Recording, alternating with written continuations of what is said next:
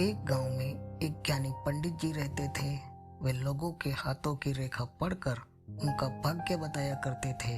उनकी ख्याति दिन प्रतिदिन बढ़ती जा रही थी।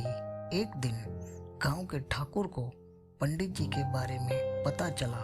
उसके मन में भी अपना भाग्य जानने की इच्छा हुई। उसने पंडित जी को लाने के लिए अपने आदमी भेज दिए। वह पंडित जी के पास पहुंचे और ठाकुर के पास चलने को कहा। पंडित जी ने स्वीकार किया और ठाकुर के पास जाने को तैयार हो गए। फिर ठाकुर ने उन्हें अपना भाग्य बताने को कहा।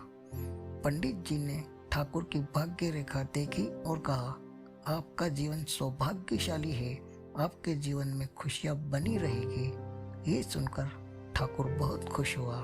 उसने पंडित जी को ढेर सारे उपहार दिए।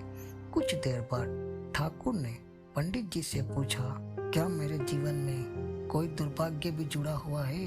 पंडित जी ने कहा, हर किसी के जीवन में सौभाग्य और दुर्भाग्य होता है। आपके जीवन में भी दुर्भाग्य है। और उसने ठाकुर को उसके दुर्भाग्य के बारे में बता दिया।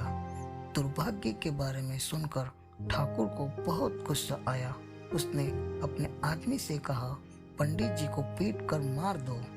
आदमी पंडित जी को पकड़कर ले जाने लगा।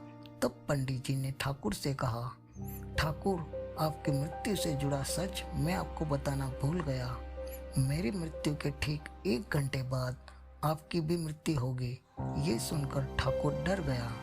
उसने अपने आदमी से कहा, पंडित जी को छोड़ दो।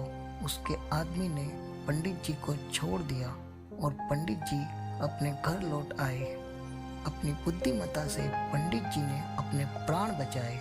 शिक्षा: मुश्किल में बुद्धि का इस्तेमाल करो।